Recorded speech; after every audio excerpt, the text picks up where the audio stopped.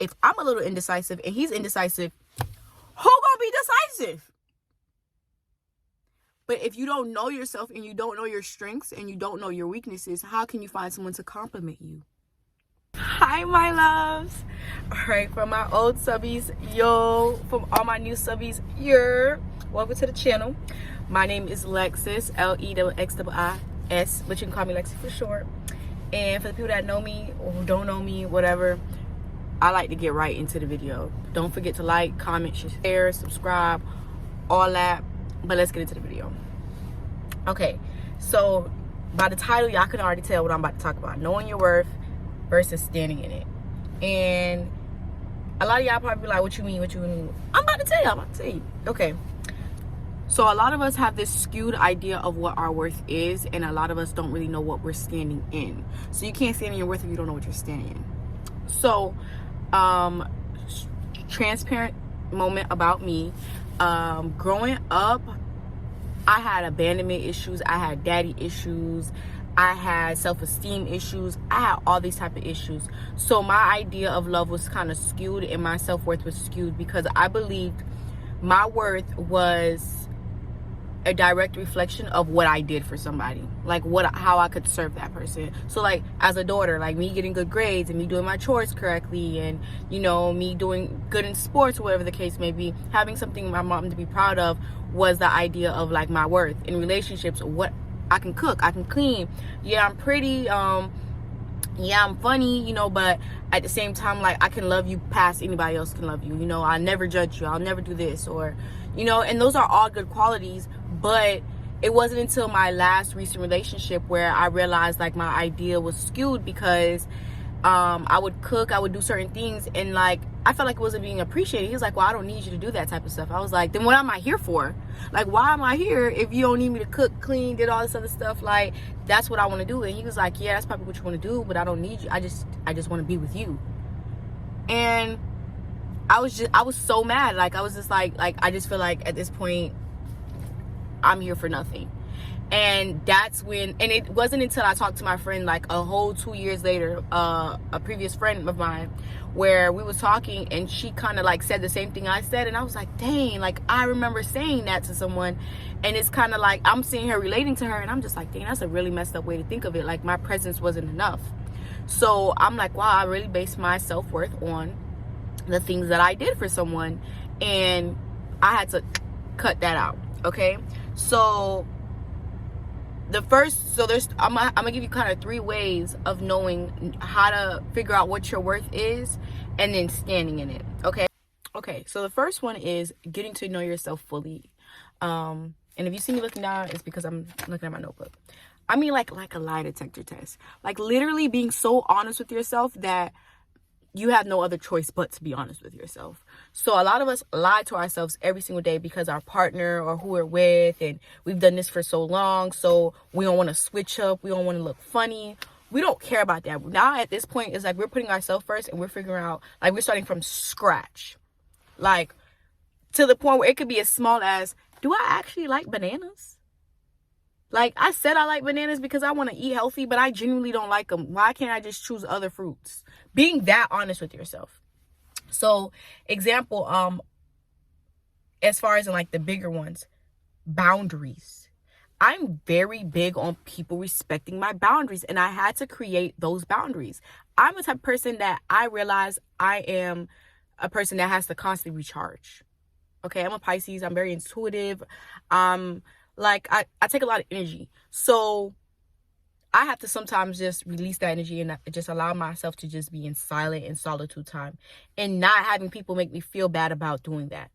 So I respect other people that when they say, hey, like, no, I don't want to chill today, it's nothing personal, but I just kind of want to have a me day, and not taking that personally. You understand what I'm saying? Like, I respect that. That's your boundaries. Cool. Accepting that other people's boundaries are not a reflection of you. That's a whole other thing in itself. But I know my hobbies. I know what I like. So as a young kid, right, I got an approaches to learning trophy. Quick story. And I was like, approaches to learning. It was like an IB characteristic, but I wanted the math award because I deserved the math award, right? But in actuality, like, Approaches to Learning was such a trophy that I, like, it was true. So it's like basically how I approach things, and how I like solve different problems, or how I get to the answer is completely different than most people. So with that being said, I'm like, escape rooms would probably be the best things for me. And I'm really good at escape rooms because it doesn't allow my mind to be done in like a linear way. Like, I don't have to find the way or the way to get out this room in one specific way. I can allow my mind to be open and move and function the way it wants to on a normal basis. So I really I like puzzles, murder mysteries. Because of the shows that I watch, I know what I like. I like when I gotta like figure something out before the other person. Like, I like stuff like that. So because I've gotten to taking the time out to get to know myself fully, whether it be in the shows, movies, foods, I like going to the gym. I like people that are disciplined. I look at things that inspire me. This is how you really think you know, if you actually know yourself. What would your house or your room or your activities look like if you didn't have social media? Like, if people wasn't inspiring you all the time. Like, how would your house look if you didn't have TikTok inspo? How would you have designed your actual house? Like, a lot of us can't do anything without having to go to somebody else for inspo, because we don't trust ourselves. We don't know ourselves. Oh, I like that, but I also like that. I mean, I think I like that too. I'm not saying having inspo is incorrect, but I'm saying if you only can operate out of inspiration and not fully of what, you don't know who you are. You don't know who you are. That is like one of the ways to figure out if you know who you are. So, so that just gives you the option to weed out your no-nos and your yays. So, and that creates a standard. So that goes into point number 2. So point number 2, you expand on things and places and surround yourself with like-minded people. So from a personal standpoint, I convinced myself I was an introvert because I recharge a lot. But I realized that I was around people that honestly took so much out of me that it caused me to be in such a isolation phase for so long that I've convinced myself that I was an introvert. When you actually are around people that pour into you and that make you happy and stuff like that, you want to be around people more often, and you realize, dang, I'm really not an introvert. I just was an introvert because I was really running away and recharging from people that were taken away from me. So I go to church groups. I like to volunteer. I know that I'm overly stimulated very quickly. So if I go on vacation, I'm not planning 6 freaking excursions that day. I'm gonna probably plan 2. I'm gonna plan 2 because I know me. I need to recharge. I need to process. I need to do everything that I was supposed to do. Don't mind my pajama pants. Don't mind my pajama pants. But yeah. So knowing, and also I'm not going to go with people that want to party and do so many things all in one day. Granted, maybe once in a while, but I know I'm going to do a 3-day trip or a 2-day trip. If I want to do a longer trip, I'm going to go with people that are more my speed, where it's okay to just be in the spa room for a day and just have those days where we're just at the pool and we're chilling and enjoying the scenery. Like, we don't always have to be doing something to be enjoying ourselves. Now, I'm not the type of person to stay in the hotel the whole time. Like, no, we're on vacation. But having those gap periods where I'm able to recharge, process what just happened the last 2 days, so we can go on our 4th day and do, so I know myself now. So I hang around those people that complement that.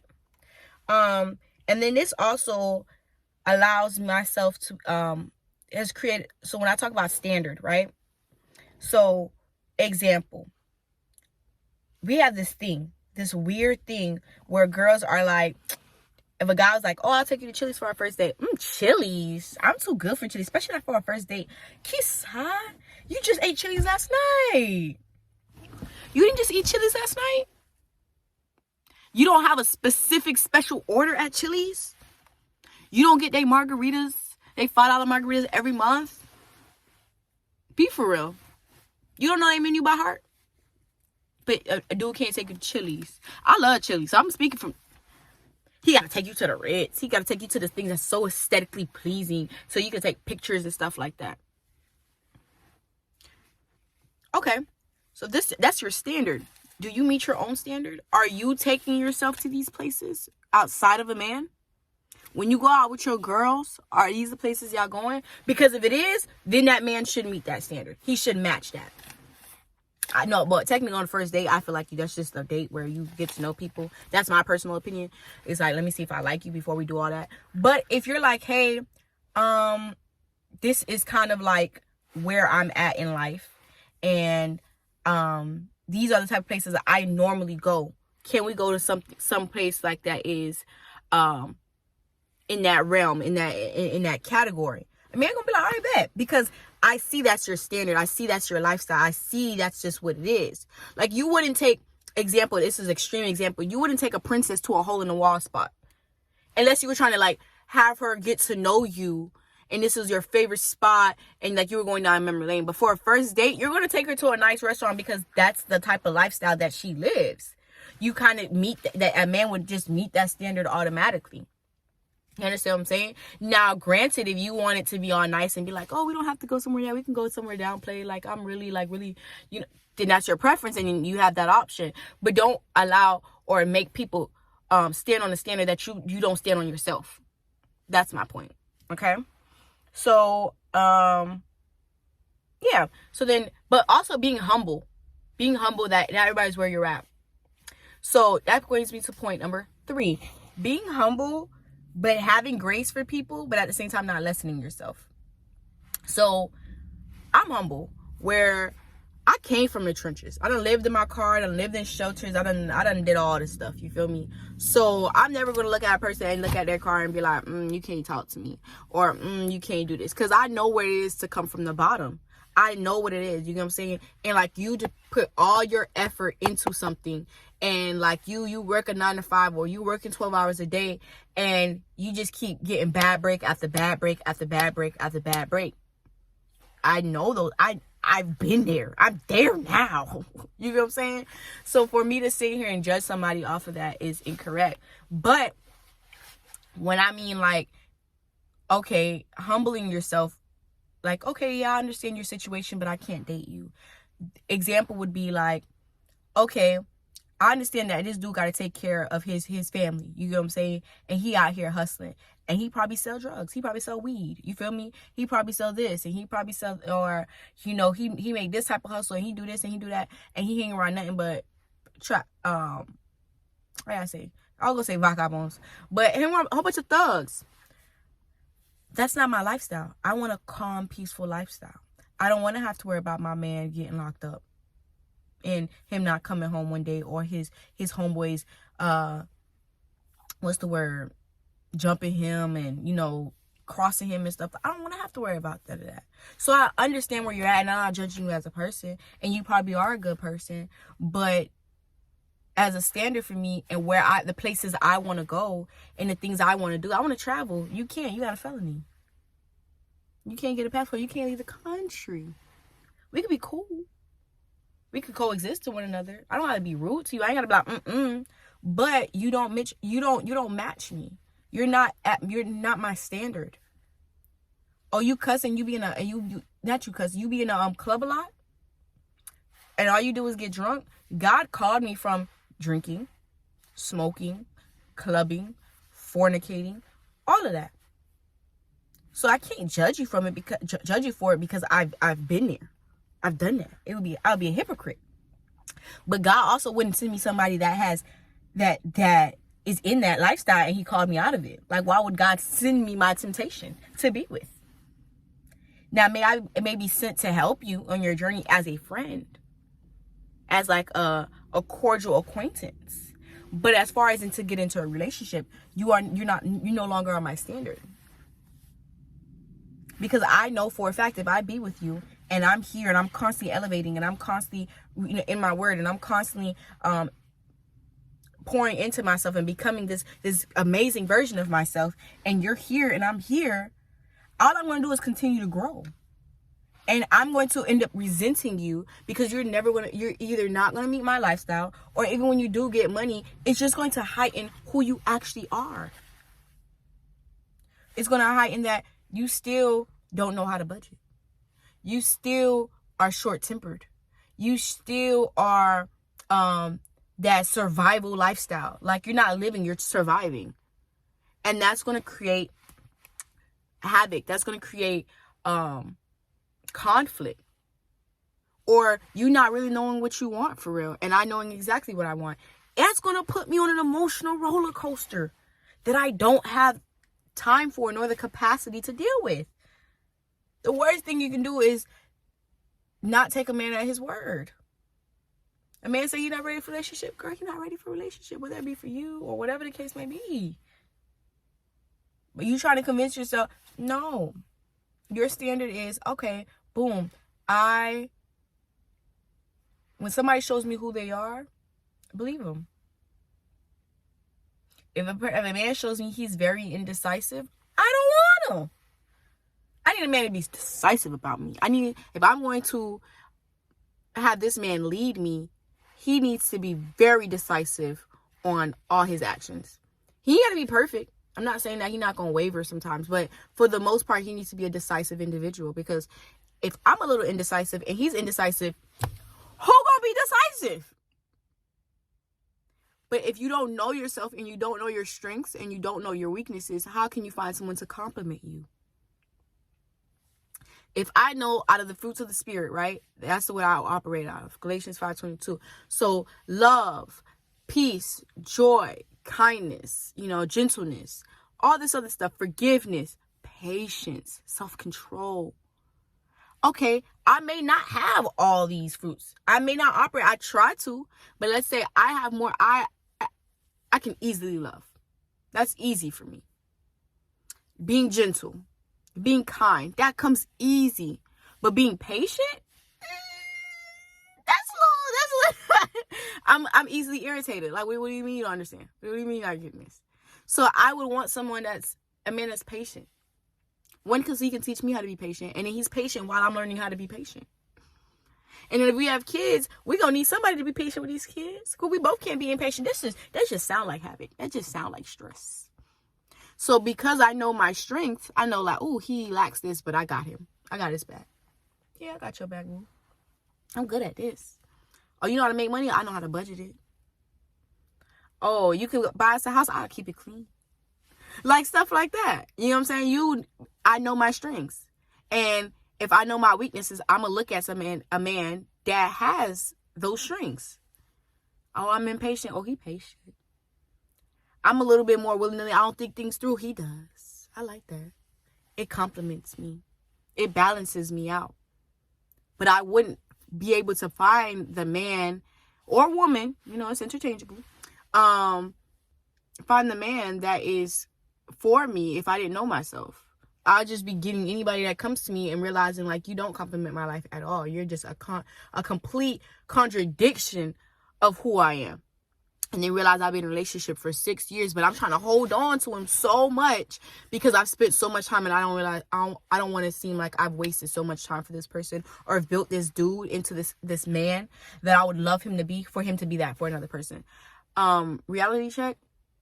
We've all built a dude to be better for the next female, and men build women to be better for the next man. That's just what we do. Unless you dated one person and y'all been together since elementary school or middle school or high school, whatever, and y'all got married from the jump, I'm sorry, that's just what the world has come to, and that's just what it is. Women out here that has made men better for the next female. Like, Dane, I was with him for 6 years, I didn't get a ring. He was with her for 2 months and got a ring. Because he, at that point in that relationship, he knows what he wants. He knows what he doesn't want. He know what he was looking for. He know what, what's it called again? Was what his heart wanted. You know what I'm saying? He was looking for that. And you weren't giving it to him. So when he left the relationship, he knew exactly what was missing. So he went to go find it. So when he found it, it didn't take him long to cuff it. And a lot of us, same thing with women. You're with this man, you're pouring into him and stuff like that. Leave him.